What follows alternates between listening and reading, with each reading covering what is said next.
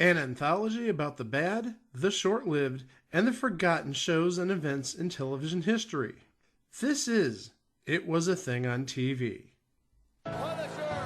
Control! Tell me before I change my mind! I give you Super Train.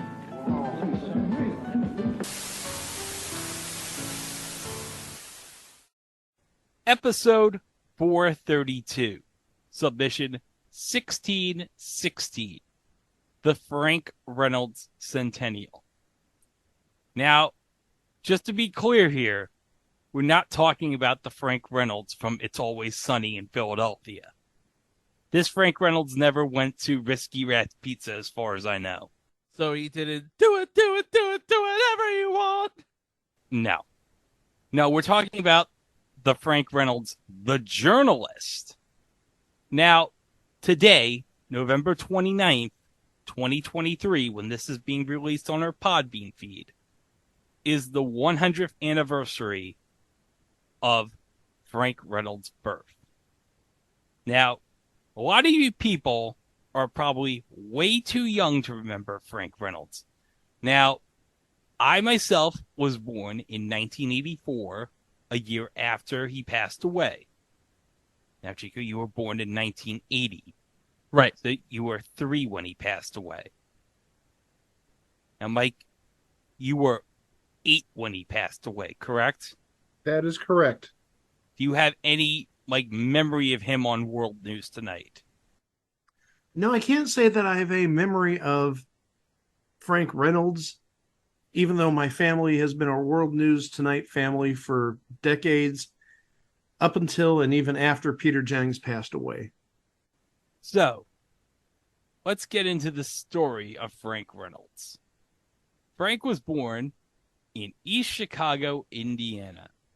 And today I learned that there's a town in Indiana called East Chicago. You didn't know that? No! It's like right near Gary. It's literally just over the border. Okay. So Frank, after attending Wabash College in Crawfordsville, Indiana, served in the United States Army during World War II, where he was a Staff Sergeant E6 in the infantry and was awarded a Purple Heart. That's fantastic! Now, after the war, Frank would begin his broadcasting career in Indiana on WWCA AM in Gary, and also worked at WJOB AM in Hammond, Indiana.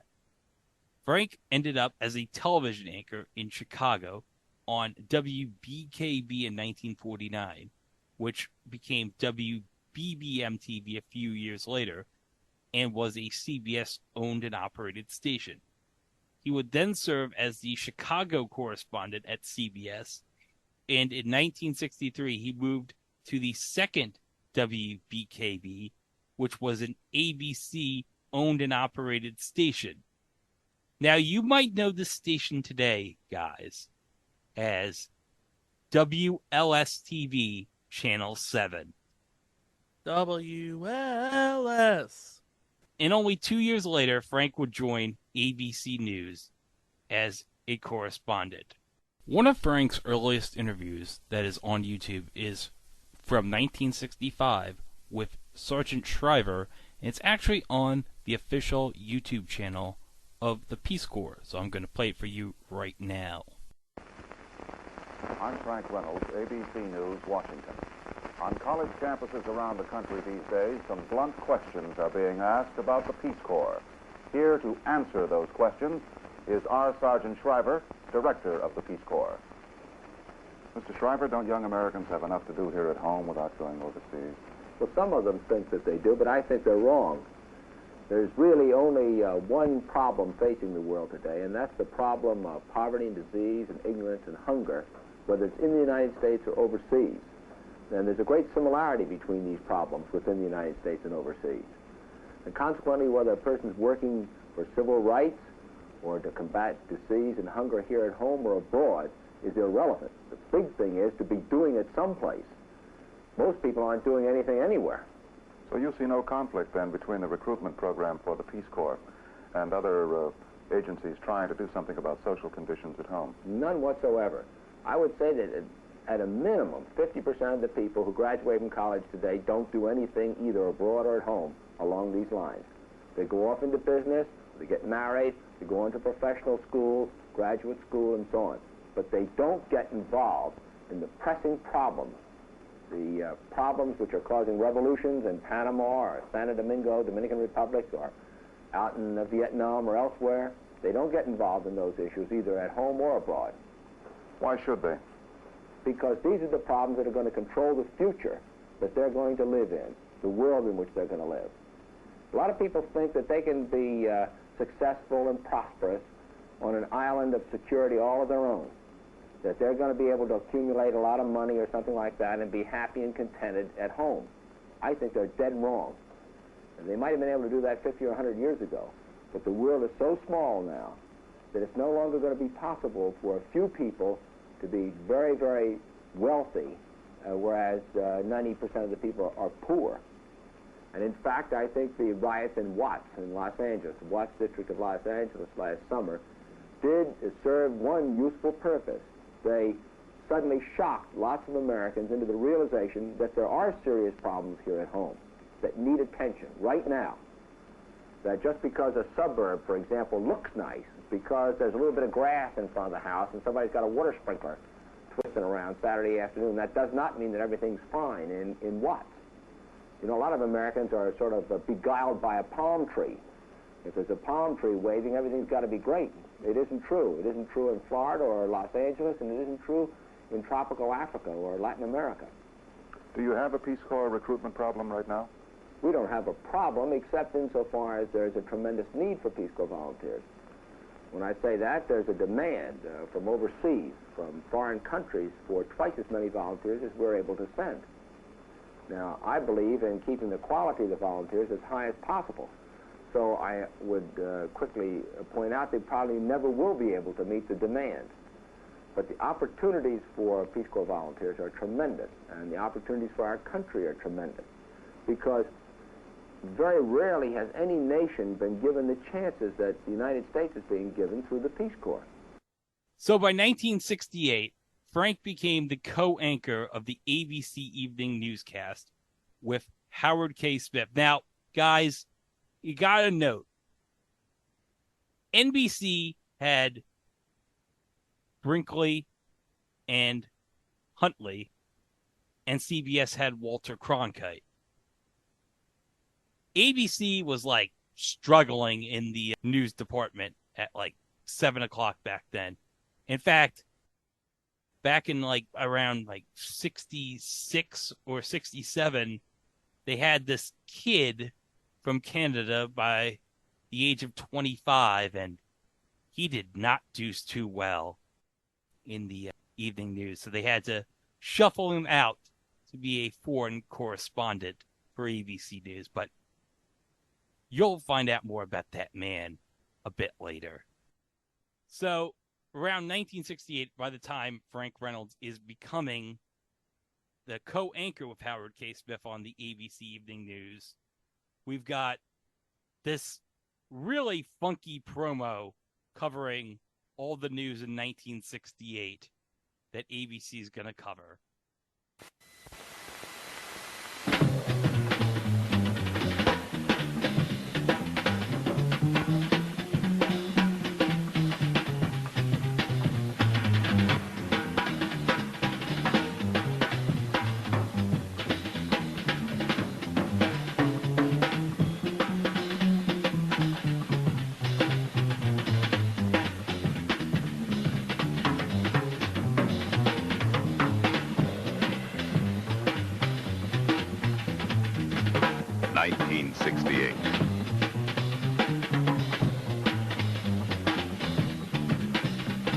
It's going to be quite a year.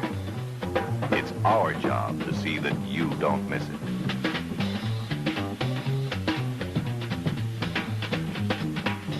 ABC News.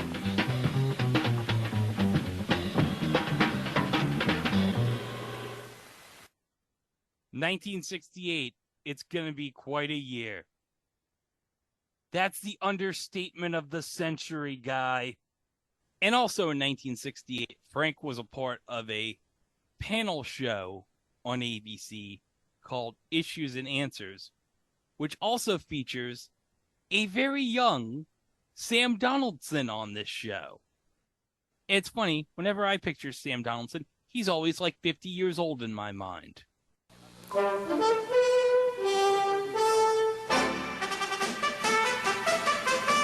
From Los Angeles, California, and New York City, the American Broadcasting Company brings you an hour-long special edition of the award-winning interview program, Issues and Answers.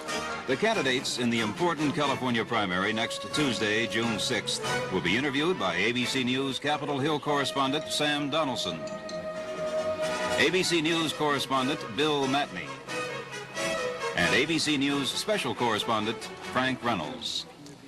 I want to welcome each of you and all of you to this special edition of Issues and Answers.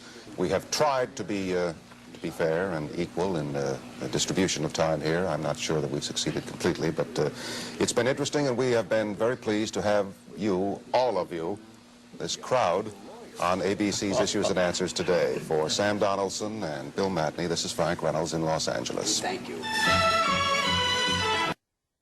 Can't help but notice that Sam Donaldson still has that very square jawline, though. And maybe it's just me, but that was like the emptiest set ever. You had the sign, you had the 7 people in the chairs, you had a rug right there, and that's it. Well, TV wasn't as busy that time. Well, but the thing is, it looks like you're filming in somebody's basement, essentially. Or not necessarily maybe a basement, but just an empty area. You could have, like, fake bookshelves in the background, or you could make it busier, but that looked, for lack of a better phrase, like a public access production. Well, to be fair, Mike, there was no such thing as public access in 1968, so they would have no idea. I get that. Maybe this was the inspiration for every public access show ever. Well, it was also ABC, and let's remember that they were 3rd place at this point. They were essentially the new kid on the block compared to NBC and CBS. So maybe their budget just wasn't in it. They just had no money for anything. Maybe they just didn't have the money for anything quasi-extravagant, if you will. They were just giving all the money to Bewitched. That money had to go to pay Elizabeth Montgomery's contract somehow. And if you had Elizabeth Montgomery, some of it had to go to Paul Lynde, too. He was Uncle Arthur. Okay, but I would be remiss that they talk in that clip about the California primary on June 6th. And it's 1968, and you obviously know what happens on June 6th, 1968, the night of the California primary. And that was, of course, the assassination of Robert F. Kennedy. So, yes. Tragic day. Very tragic. So, I should mention that at the time we're recording this, it's November 24th, 2023. 2 days after the 60th anniversary of the death of John F. Kennedy. Now, for his commentary on the ABC Evening News on November 22nd, 1968, the 5th anniversary of JFK's death, Frank recorded this commentary on the 5th anniversary and kind of rings true today in 2023, even though it's 55 years apart. So I'll just play it right here. 5 years ago today, the pain, the hurt, the outrage all flood back, and that's the way it ought to be. Time may smooth the rough edges of sorrow, but it does nothing to diminish the depth of the loss this country sustained 5 years ago. There is certainly no need to worry that the memory of this young man will fade, even though there are children alive now who know him only as Bobby's brother, who also was shot.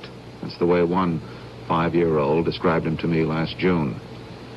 The steady line of patient people moving through the hills of Arlington, however, every day, rain or shine, leave no doubt that John Kennedy's eternal flame burns as brightly now as ever, and will, hopefully, for generations to come. 5 years does make possible an unemotional appraisal of his presidency, and it must be said there are those who find it unimpressive in certain respects. His 1,000 days produced no great tide of landmark legislation. The Congress was not receptive to all his ideas. But the effectiveness of a presidency, as indeed of a life, cannot be measured solely in charts and graphs of things done and not done. And I sometimes think that President Kennedy's greatest gift to his country was a sense of concern, of involvement. He was, above all, the unremitting, untiring enemy of apathy. This same intolerance of indolence, this unwillingness to settle for the status quo, was certainly the hallmark of Robert Kennedy's life, especially after November of 1963. As always, we honor them both best by emulating their best. And that was not to be found in their style or grace or wit, but in their concern and compassion. This is Frank Reynolds. Just one of those moments in time that is no less true 55 years from when it was uttered than it was when it was uttered the first time. Later on in 1968, Frank would be at the anchor desk for the Apollo 8 mission from when they orbited the Earth. Now, I'm going to play some clips of Frank from the various missions from the Apollo program from an ABC News videotape back in the late 1980s regarding the history of the Apollo program. So, right now, I'm going to start by playing some clips from the Apollo 8 mission on ABC. Apollo 8 is now more than 120,000 nautical miles out into space, and the mission has been underway for 31 hours, 9 minutes, and 35 seconds. And we're standing by here, Frank. I think the first TV pictures are beginning to come through from Apollo 8. Well, we should get them very shortly, and that, Right. of course, is the reason we're on right now, in Right. order to bring these pictures. Here they are. There goes the first TV from Apollo 8, 123,000 miles out in space. That's Frank Borman in the center of our picture right there, Frank. This transmission is coming to you approximately halfway between the moon and the Earth. We've been 31 hours, about 20 minutes into flight. We have about less than 40 hours left to go to the moon. You can see Bill's got his toothbrush here. He's been brushing his teeth regularly to demonstrate how things float around zero G. Looks like he plays for the Astros the way he tries to catch this.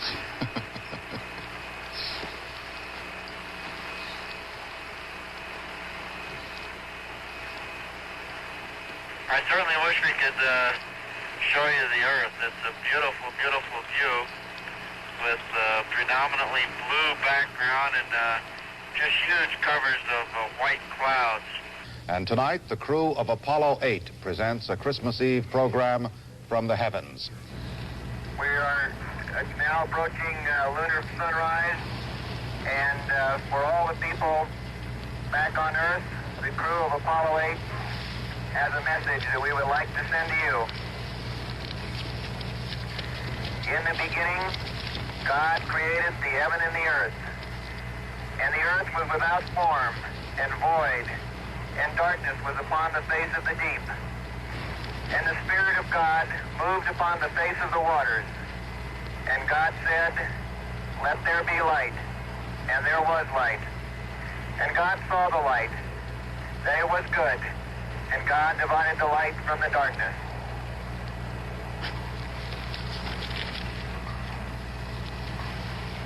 And God called the light day, and the darkness he called night, and the evening and the morning were the first day. And God said, "Let there be a firmament in the midst of the waters, and let it divide the waters from the waters." And God made the firmament, and divided the waters which were under the firmament from the waters which were above the firmament. And it was so. And God called the firmament heaven, and the evening and the morning were the second day.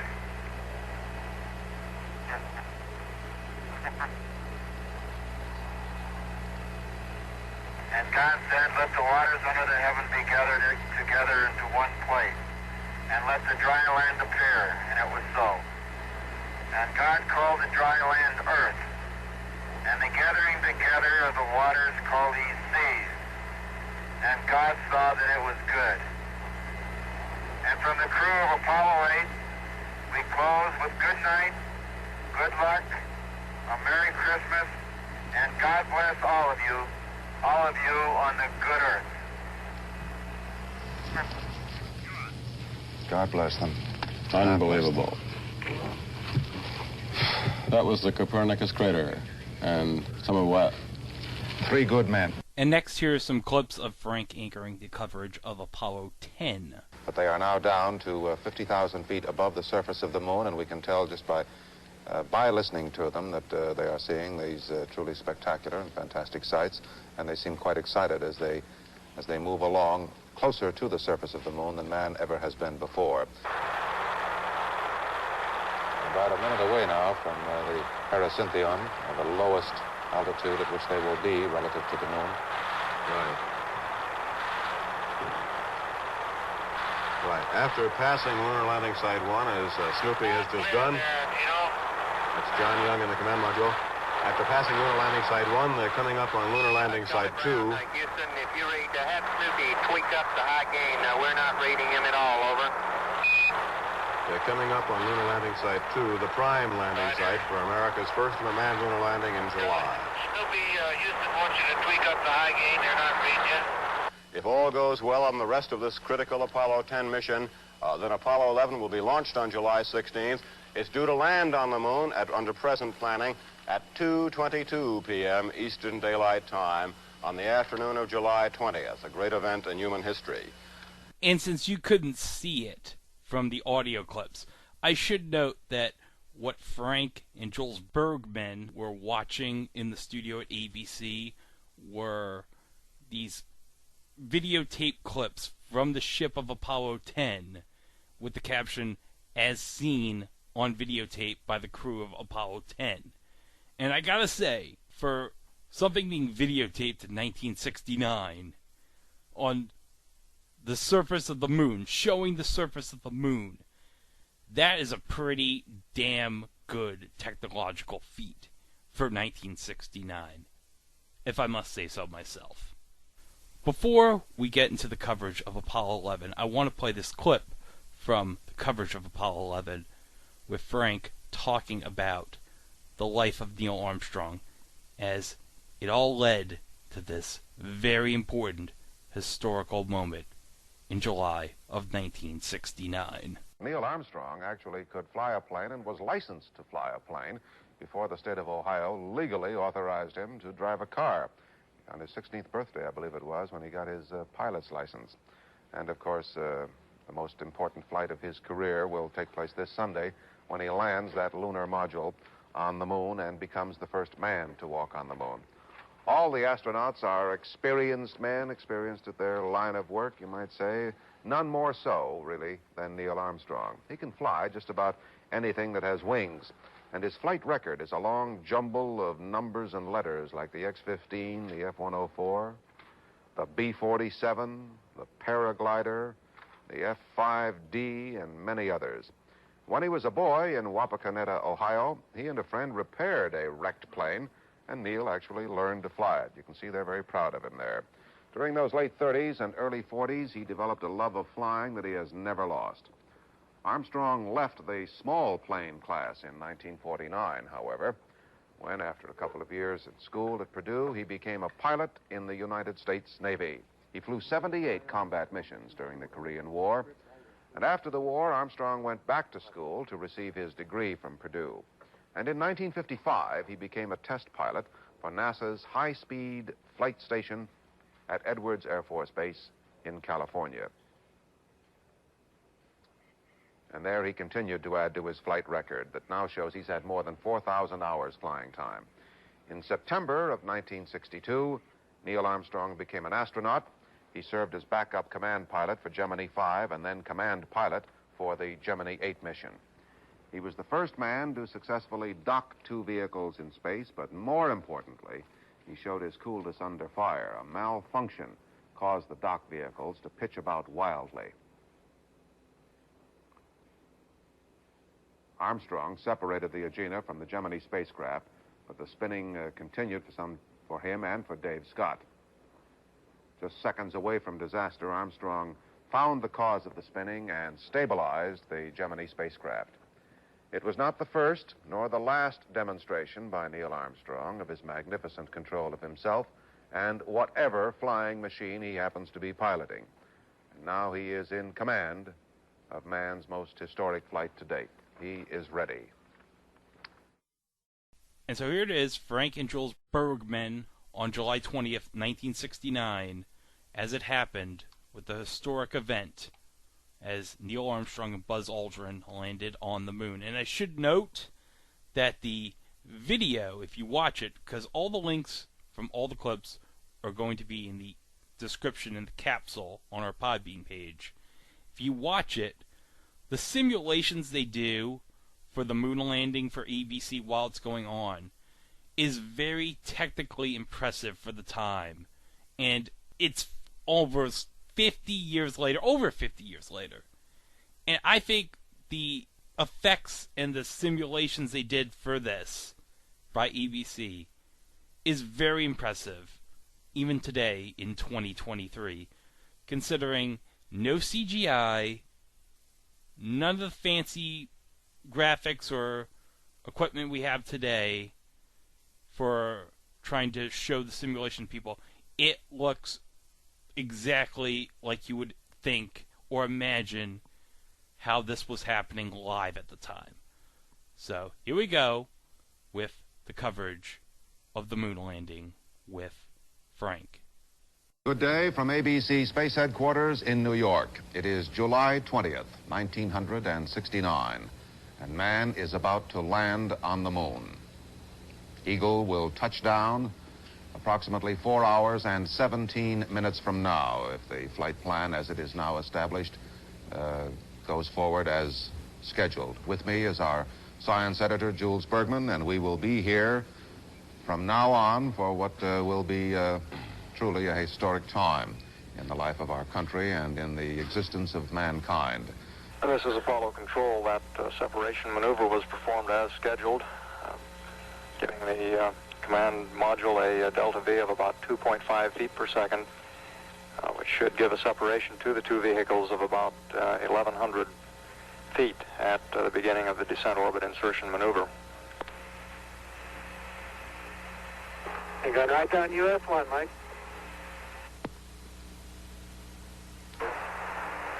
At 40 feet down, 2.5, picking up some dust. 30 feet, 2.5 down, straight shadow. 4 forward, drift into the right a little. 20, down a half. 30 seconds. Forward, just. Okay.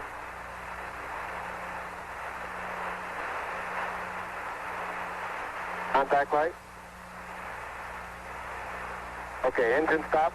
APA at a descent. Mode control both auto, descent engine command override off. Engine arm off. 413 is in. We copy you down, Eagle. Listen, Tranquility Base here. The Eagle has landed. Roger, Tranquility. We copy you on the ground. You got a bunch of guys about to turn blue. We're breathing again. Thanks a lot. I'm going to step off the limb now.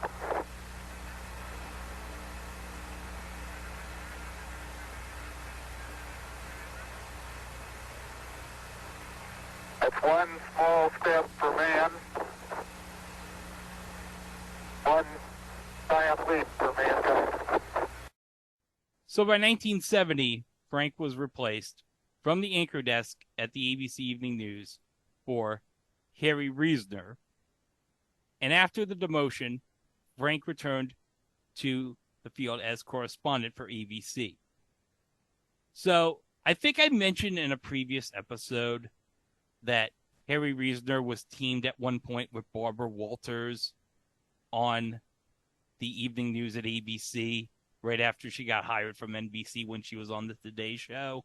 And it never worked between Harry Reasoner and Barbara Walters.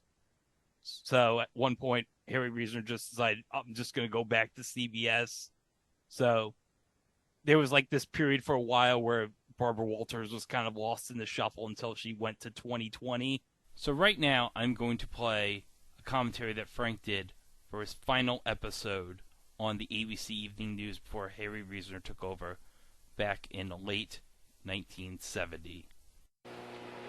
This is my last program as anchorman for the ABC Evening News. On Monday, Harry Reasoner, whom I respect personally and professionally, takes over, and I wish him well. The standard script on an occasion such as this calls for some breastbeating about how wonderful it's all been and how much is owed to all the wonderful people who have made it possible. Well, I have too much respect for you to try to pass off such a large dose of hypocrisy all by itself. The truth is, it has been wonderful at times. And of course, there are many people who have made it possible and to whom I shall always be grateful. But I'm not going to suggest that I'm completely happy about what has happened to me, for it is also the truth that I don't like it one bit and see no reason to pretend that I do. Like most prisoners, I was put here against my will, and like most prisoners, I would prefer to pick my own time to leave.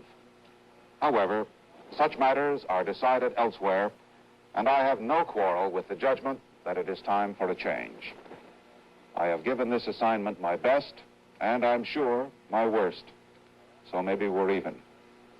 I suppose I ought to say I hope I have not offended anyone in the last 2.5 years, but that's not really the truth either, because there are a few people I did very much want to bother, and I hope I have. Mistakes have been made here, and for each one I am sorry.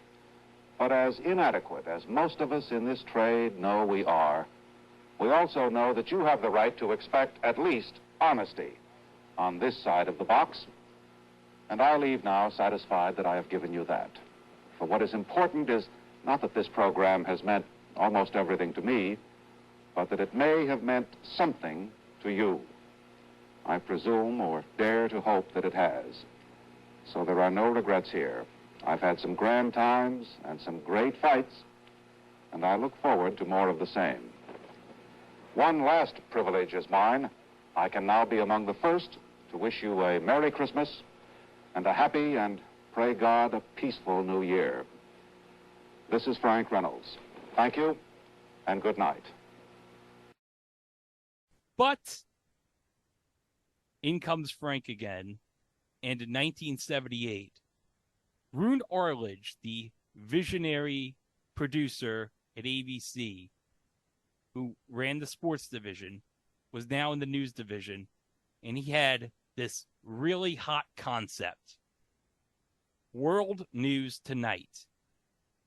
Now, the way it worked was the initial idea of World News Tonight was they would have 3 different anchors anchoring from 3 different parts of the world. So you'd have Frank as your main anchor in Washington, D.C. You had Max Robinson in Chicago. And then in London, you had that 25-year-old kid who I told you got bumped off the ABC Evening News reporting from London in Peter Jennings.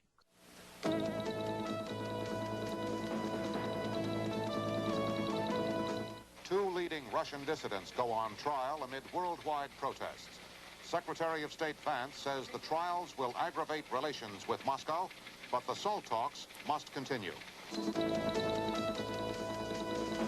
From ABC, this is World News Tonight, with Max Robinson in Chicago, Peter Jennings in London, Barbara Walters' special reports, and tonight a comment from Howard K. Smith, and from our Washington desk, Frank Reynolds. Good evening, and welcome to the first broadcast of the World News Tonight. Speaking for all the men and women of ABC News, I promise you an accurate, responsible, and meaningful report on events at home and abroad. We are aware of our responsibility to you, and we intend to meet it. Our major story tonight concerns brave men who dare to speak their minds. Their fate is now more than ever before bound up with the future of relations between the United States and the Soviet Union. Here is Peter Jennings in London. Frank, the men you're referring to went on trial in the Soviet Union today in cases almost certain to further strain Soviet-American relations. Alexander Ginsburg and Anatoly Sharansky are two of the Soviet Union's most prominent dissidents. Ginsburg is charged with anti-Soviet behavior. Sharansky is charged much more seriously with treason. Both men pleaded innocent. The trials are perhaps the most important political ones since the end of the Stalin era. Western reporting is severely limited. First, because no Western newsman is allowed to attend, and in our case, because a film report our correspondent delivered to Moscow airport never arrived here in the West. So this was kind of like a revolutionary concept. It's like you have three anchors reporting from three different locations. Yeah, I mean, it was unheard of. I mean, you know, Huntley and Brinkley, one would be in Los Angeles, or one would be in New York, and one would be in Washington. Yeah, that was basically mind-blowing when they came out with that idea to conquer, well, not to conquer, but to match wits with Walter Cronkite by himself. But three anchors. That's kind of like revolutionary and kind of high-tech when you think about it, with the way like satellite trucks and everything were working by like 1978. Especially with Peter Jennings out in London doing his part of the news there. Because by that time, like, Peter was one of the main foreign correspondents over at ABC. So prior to the most recent solar eclipse that we had back in 2017, Frank was at the news desk for the previous solar eclipse we had in 1979. So here's some coverage of that. So that's it, the last solar eclipse to be seen on this continent in this century. And as I said, not until August 21st, 2017, will another eclipse be visible from North America. That's 38 years from now. May the shadow of the moon fall on a world at peace. And ABC News, of course, will bring you a complete report on that next eclipse, 38 years from now. I want to thank everybody involved in this magnificent undertaking. It's been just great. We've had a lot of fun. This is Frank Reynolds in New York, and we'll have a complete report on the world news tonight. Well, Frank was kind of optimistic that in 2017 we'd be a world at peace. Now, Chico, we are watching a video right now.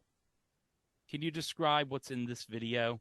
All right, this is the ABC News Washington Bureau, obviously, and it is very much an old school newsroom. You have Frank Reynolds just working at a typewriter. Obviously hasn't had a keyboarding class, but he's working on his own material, taking drags off his cigarettes while he's doing so. And he's just hacking away at that keyboard. Because obviously it's like 1980, and there's no such thing as Mavis Beacon teaches typing. Fun fact, there's no such thing as Mavis Beacon. I did not know this, but apparently Mavis Beacon is not real. Slightly faker than Betty Crocker. But I love this old set right here of the ABC Washington set. You have like all these clocks right here, these TVs right on the side.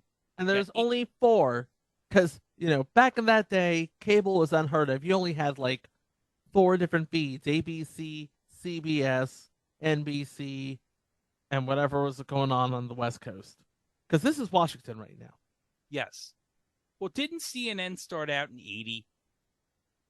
Yes, it did. But I don't think everyone had CNN back then. Right? Cable was still something that you had to pay up the gut for. Mike, did you have like CNN back in your area? We didn't get cable till 85. Okay. Same. One of the big major news stories that Frank anchored during this coverage on World News Tonight was the eruption of Mount St. Helens back in May of... More steam and ash spouted from the mountain today, but there was nothing like the massive eruption of 2 days ago. However, officials have now drastically revised their estimate of the death toll from Sunday's explosion. 6 persons are known dead, and late today, authorities said they believe nearly 100 are missing. The great cloud of ash from the volcano is now drifting across the Midwest and East, but not in sufficient density to cause serious problems. However, in parts of the Northwest, The impact of Mount St. Helens has been devastating. We have a series of reports tonight. First, here is Tom Shell. Today, we got the first close-up look at Mount St. Helens since the massive eruption Sunday morning. This is the area that blew out. It is the slope that had been bulging for several days. The force of the blast flattened everything in its path. These logs were a forest until 8:30 a.m. Sunday.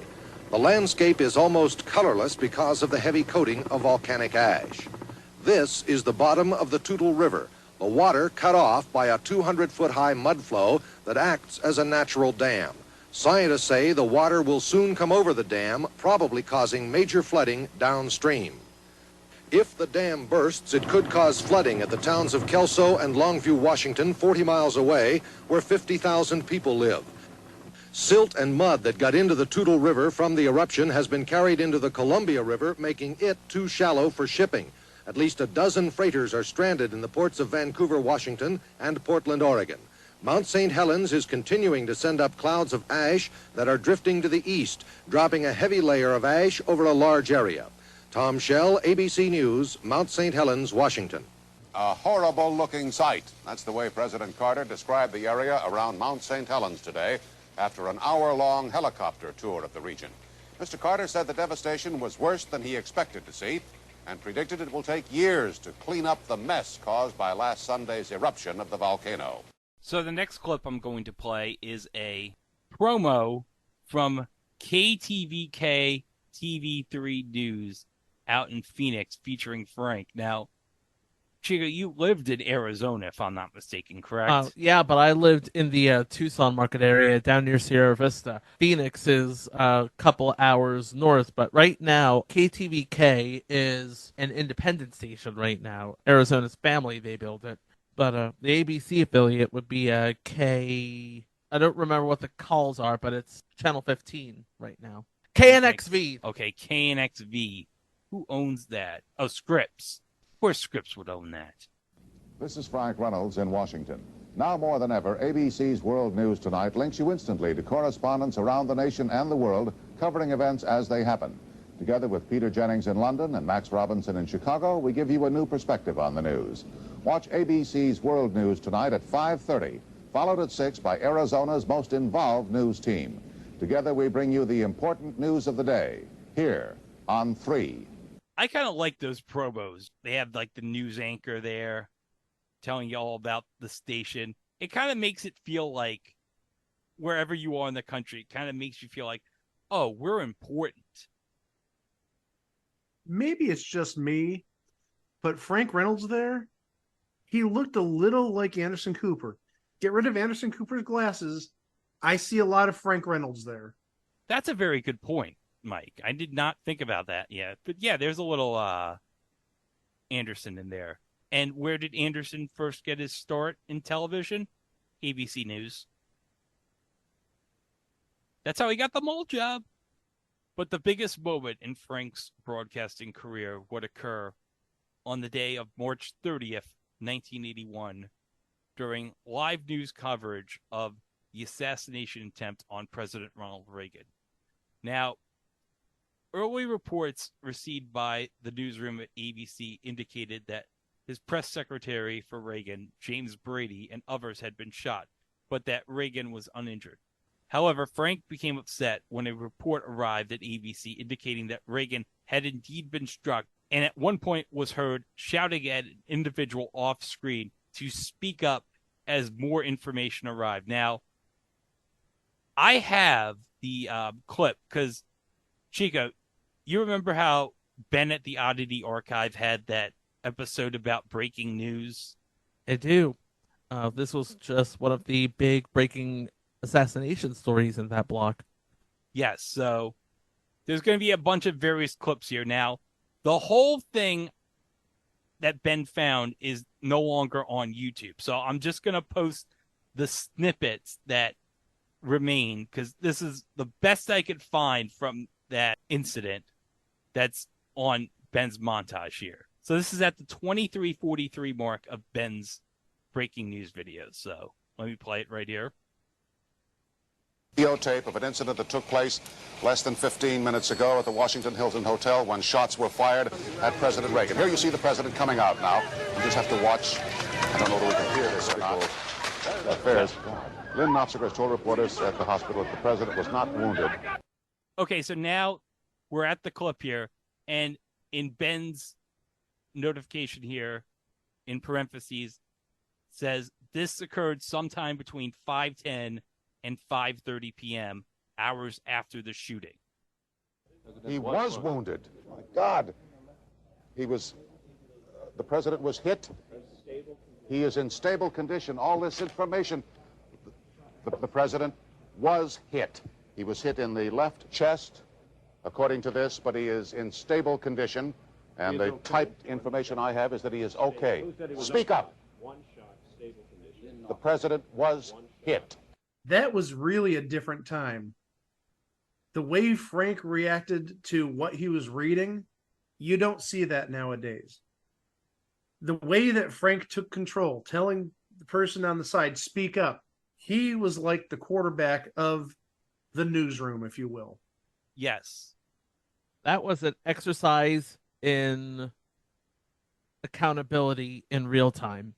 And I should note that it was a little personal for Frank because James Brady was a close friend of Frank, and he was incorrectly reported by all the networks as having been dead in the incident. Now, I could not find the clip, but on Truth by Consensus Wikipedia, when he learned the information about the report about Brady was incorrect, Reynolds appeared noticeably upset, looking around at the staffers in the background, and angrily burst out, "Let's get it nailed down. Somebody. Let's find out. Let's get the word here. Let's get it straight so we can report this accurately." And one thing I should mention, the report that James Brady was still alive, you're not going to believe who reported this. It was Frank's son, Dean Reynolds. The same Dean Reynolds who is currently on News Nation. And also in Ben's video, I think this is like a rare case. This is like an Inception sort of situation. We have a special report inside of World News Tonight. And this is October 1981. So I believe this is around the time Anwar Sadat, the president of Egypt, was assassinated. Yes, in fact, this is actually the 3 living presidents at the time about to go to pay their respects on behalf of America to President Sadat. Yeah, so it would be the 3 living ex-presidents at the time, which would have been Nixon, Ford, and Carter going along with Reagan. So it'd be 4 of the living presidents going to Egypt. So I'm going to play it right now. Stephen Gear, ABC News, New York. Thank you, Steve. As we mentioned earlier, 3 former presidents, Mr. Carter, Mr. Ford, and Mr. Nixon, are at the White House to meet with President Reagan before going on to Cairo to attend the funeral of President Sadat. And we're going to pause now to allow the rest of our stations to join us for a report on the ceremonies at the White House. This is a special report from ABC News. For many of the stations just joining us now, I'm Frank Reynolds in Washington, and President Reagan has greeted former Presidents Carter. There they are, walking to the helicopter to go to Andrews Air Force Base. 3 former presidents who will soon then be on their way to Cairo to pay this country's homage to Anwar el-Sadat. Well, we're going to end this special report now, and we'll resume our broadcast of World News Tonight in a moment. I kind of miss the days of like when they would have like the slide for the breaking news there with like no music whatsoever. Nowadays, everything has to have a gigantic computer graphic, and in CBS's case, a countdown. So in early 1983, Frank was diagnosed with multiple myeloma. So, Chico, do you know anything about that? That's a cancer of the blood. Frank was diagnosed with melanoma while he was being treated for acute hepatitis. Back in January, Frank had injured his upper left femur in the Florida surf while on vacation, and fell on it, slipping on some ice in mid-February during a snowstorm. X-rays showed a hairline fracture, and Frank underwent surgery on March 17th and was diagnosed with hepatitis a month later. His last broadcast was on April 20th, 1983, and despite promises of his return by substitute anchorman on World News Tonight, Frank never returned. He dies from the hepatitis-induced liver failure on July 20th of 1983 at the age of 59 at Sibley Memorial Hospital. And that night's Nightline was dedicated to the life and times of Frank Reynolds. Ours is a relatively young industry. When Frank Reynolds began as one of its early practitioners, radio was where the stars assembled. Television was more of a technological curiosity. But during Frank's 35-year career, the impact of television has exploded to an amazing degree. A top-flight professional, Frank Reynolds cared about the truth, about fairness, and about meeting his own high standards. Nightline correspondent Jeff Greenfield traces Frank Reynolds' career as a television journalist. Good evening, and welcome to the first broadcast of the World News Tonight. Speaking for all the men and women of ABC News, I promise you an accurate, responsible, and meaningful report on events at home and abroad. We are aware of our responsibility to you, and we intend to meet it. Responsibility. In a career spanning 35 years, from a small Indiana radio station to network TV anchor, the essence of Frank Reynolds was responsibility. He took his work seriously in an era when TV anchors were supposed to be comfortable, casual, reassuring. And Reynolds remained a serious newsman in an era that saw change of the most fundamental, far-reaching sort come to the business of television news. Frank Reynolds was born 59 years ago in East Chicago, Indiana. After college and infantry service in World War II, he began work at a Hammond, Indiana radio station, then moved to Chicago in 1949, where he became a pioneer in early TV journalism. His first love was sportscasting. Frank Reynolds was one of the best sports broadcasters I've ever heard. On a little radio station in Hammond, Indiana, he could cover any kind of a story. An emotional story, a story of poor, innocent people. Well, it's beginning to rain. This little baby, how old is the baby? A year, 3 months old. She might get sick out here. He showed what he felt and what was in his heart. And I think perhaps, while some might think that was a fault, I think it was his greatest asset. In 1965, Reynolds joined ABC News.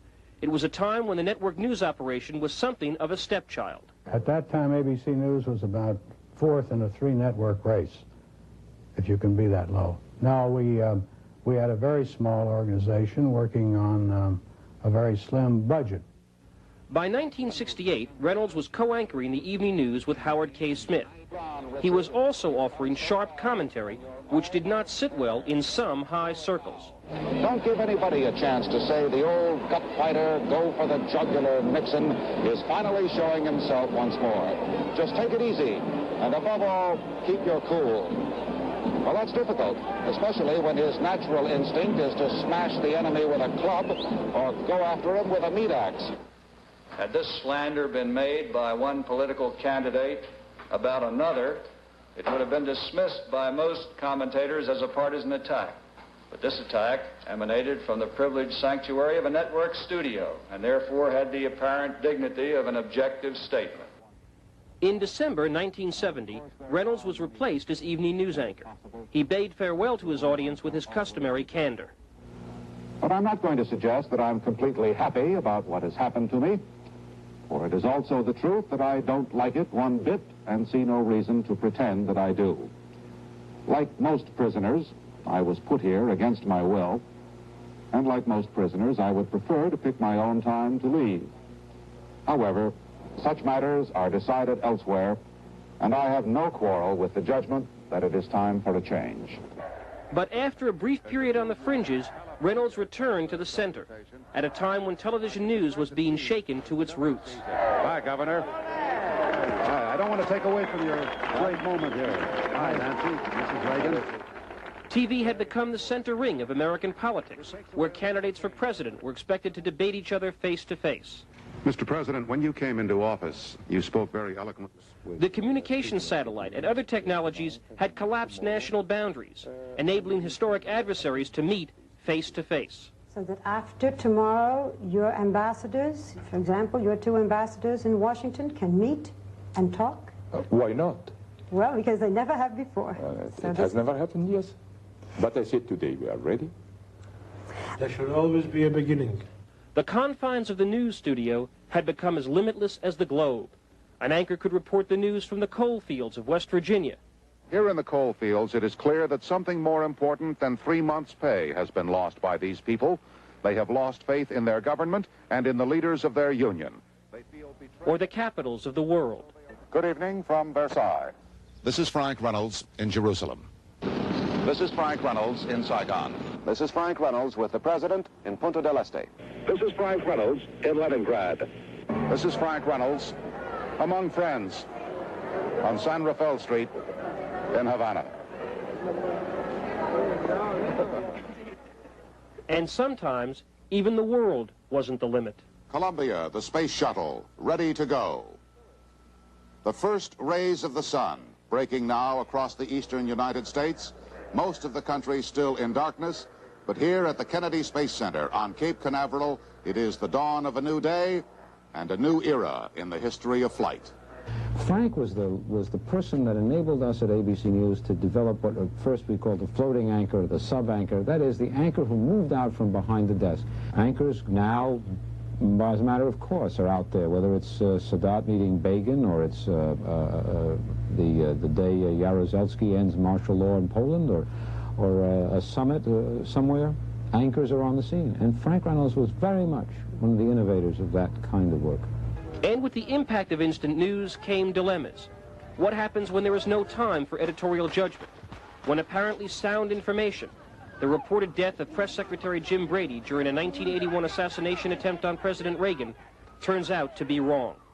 It's true, but we did have reports from the hospital earlier and from the White House that he had passed away. We know that he was in very critical condition. Let's get it nailed down, somebody. Let's find out. I don't apologize for my display of anger.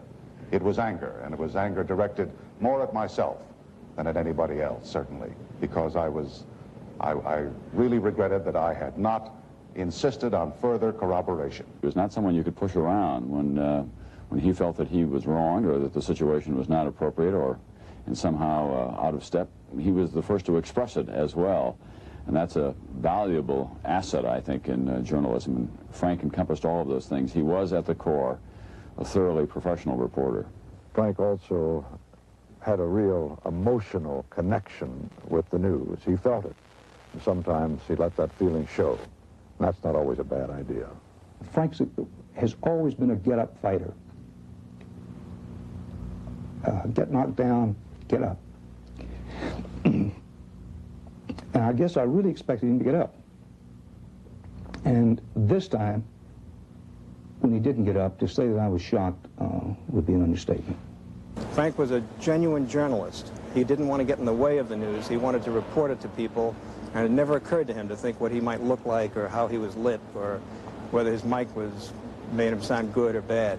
It's one of the reasons he was such a pure journalist and one of the reasons he was such an inspiration to all of us here at ABC News.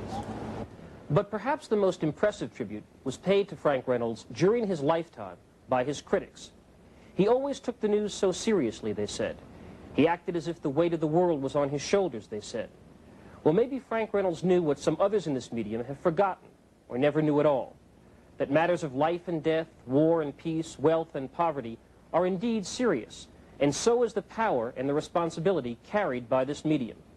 Television is the way we learn about the world now, and Frank Reynolds helped us learn about that world fairly, accurately, and responsibly. This is Jeff Greenfield for Nightline in New York. And also in the Nightline episode, after the Jeff Greenfield obituary near the end of the episode, there's this comment that Harry Reasoner gives while being interviewed by Ted Koppel that I thought was so good. I thought I'd include it here in this episode, and I think this rings very, very true. Harry, let me pick up the cudgel just a little bit. When you refer to yourself and the other fine names in the business to whom you referred, you're really talking about the best and the brightest. What I was talking about is the tendency that seems to happen in our industry, and I mean throughout the industry, to go for other qualities than those that I think are represented by Frank Reynolds. That's why I think it's so important to point to those aspects of him. Well, there's absolutely no argument with pointing to those aspects of Frank Reynolds or any good journalist. But what my point is, with no derogation of Frank, I admire tremendously. My point is that I don't think that the standards of network correspondence have descended that much. You know, you're, what, 20 years younger than I am, Ted? 25 years younger? No, about 20, I guess. 20? Not even that much. No, I don't. And Tom Brokaw is 20 years younger. Charles Kuralt is 12 years younger. Almost everybody is younger than I am these days. Frank Reynolds was. I don't see that the dedication has deteriorated. I don't know what's happening at local news.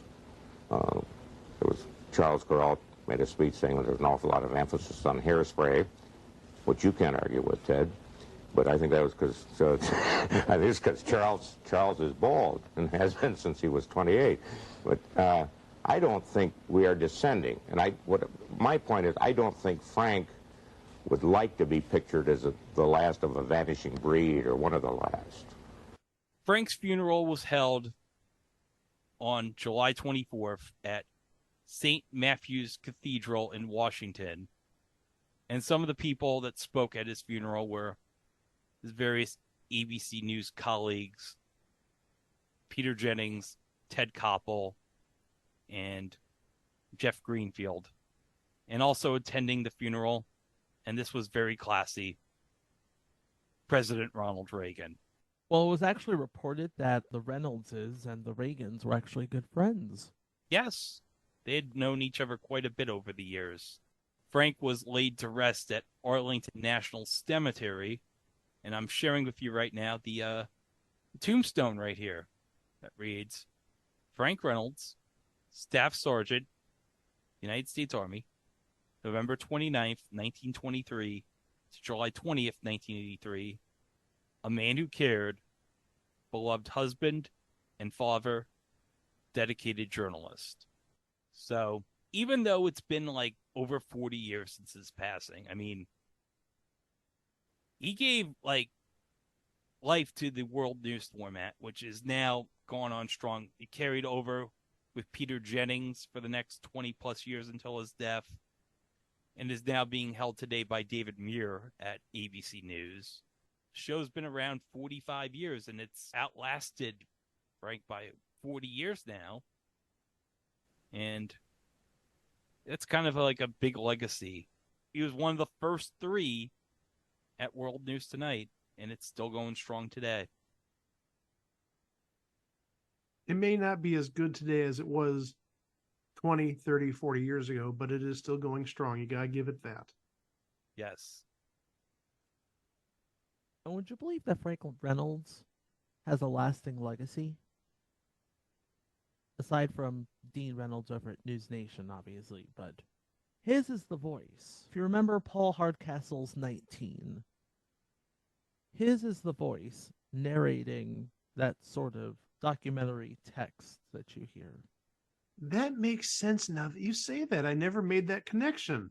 Yeah, in fact, according to Truth by Consensus Wikipedia, the footage included was from ABC, some of the footage in that documentary.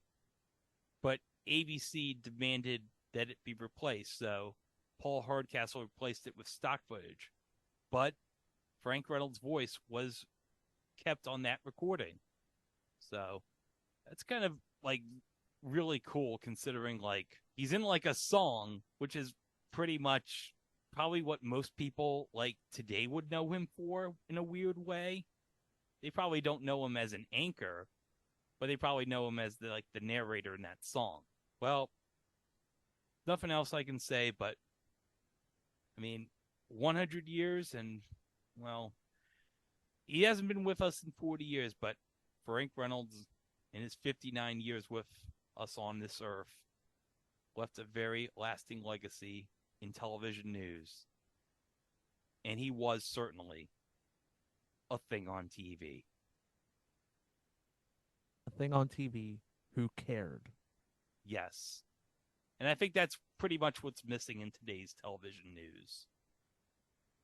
I don't know what to say, but I mean, in case you have been living under a rock the last 40 years, the state of television news in this country has kind of gone down way, way low. It's all about the ad revenue now. It's not about the story. Yeah, and I think that's kind of what's missing today in television news. No, I don't think it's about the story. I think it's about the message. Yes. Because if the story was told the same by everybody, that's one thing. But the thing is, the way it's being presented by the different networks, they're manipulating it for their own purposes. So yeah, it's not about the story. It's about the conveyance of the story. Well, we hope you appreciated this tribute to Frank. Well, that's going to do it for this episode. But remember, you can always go to our website over at itwasthingontv.com, where you can listen to the 431 episodes that precede this episode. We've got all sorts of great bonuses there, including mini-sodes, live shows, extended versions of previous episodes. We got everything. And remember, we are on all social media, including Instagram, Threads, and Mastodon over at It Was a Thing on TV, except for Facebook, where we are at It Was a Thing on TV podcast. And just remember, if you want to follow us on Mastodon, you have to search for us at It Was a Thing on TV at tvwatch.party. And remember to subscribe to this podcast wherever fine podcasts can be streamed, either at Apple Podcasts, TuneIn, iHeart, Audible, etc. And don't forget, we are on YouTube, where you can like and subscribe to our channel. And don't forget to hit the notification bell on YouTube to be informed of all future uploads on the channel. And I promise you, I'm going to keep up with the YouTube uploads, people. I've been behind on that lately. I apologize.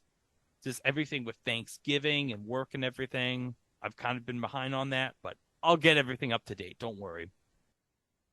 And all those uploads include what's coming up on the podcast next time. Well, guys, I think next week I think these are going to be two great episodes coming up next week. Now, first episode, I want to mention, we did this because somebody, not us, but somebody we know has a birthday coming up. The birthday person requested an episode, and I'm like, I can make it happen. And it's one of those things, one of those shows where you take a really good thing and you make a sequel out of it? Wait, they made a sequel to a television show? They made a sequel to a television show. It would have to be the most popular television show at the time. Manimal?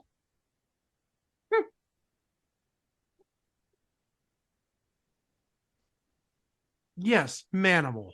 Oh, that's fantastic. No, wait. That sequel on Nightman sucked. Manimal 2 Electric Boogaloo. But the second episode. Now, Mike, I'm not one for hyperbole, but this may be, in my opinion, the most anticipated episode of this podcast ever. I think your anticipation has only come to the surface in the last, say, month to 6 weeks. I think if we look back even to, let's say, beginning of October, late September, you would have been like, this is a blip on our radar. But over the last, again, month and a half, 2 months, I don't know if you've developed an appreciation for it. I don't know if you maybe have found so much stuff you want to talk about in this series, but it's suddenly risen to the top of your must-do list, and we're doing it next week. I gotta say, not since Second Chance 1987 have I been looking forward to an episode as big as this. Think about that. That's 3.5 years since we did that episode. I really can't believe you're so excited to do this show. I'd actually say I'm surprised you're this giddy about it, but the name Giddy has taken a whole new connotation the last 24 hours. See Wander Franco. Oh, God! Why? Now, I thought you were going to make the connection there. I didn't realize you were talking about. No, that's why I didn't use the word giddy, because, well, that. Oh, dear. Here we have 45 minutes of gravitas, only to end with that. Oh. But you'll find out more about those subjects in our next episode of It Was the Thing on TV. Now to close, I'm going to have Ted Koppel deliver some final thoughts about our subject today. And we'll see you next week. I'd like to offer a final personal note. Ours is not a business that promotes privacy, nor is it an industry that normally favors substance over style. And as the late Alan Sherman once wrote, television makes prisoners of us all by paying us more than we're worth. So how was it that a painfully shy, and he was that, intensely private journalist of great substance like Frank Reynolds, a man who eschewed the fast lane and the high life, how was it that he was such a success in our business? No answers tonight, but those of us charged with trying to maintain the high standards set by Frank Reynolds may learn something as we ponder the question. We'll miss him, and so will you. That's our report for now on World News Tonight. This is Frank Reynolds. For ABC News, good night from Washington.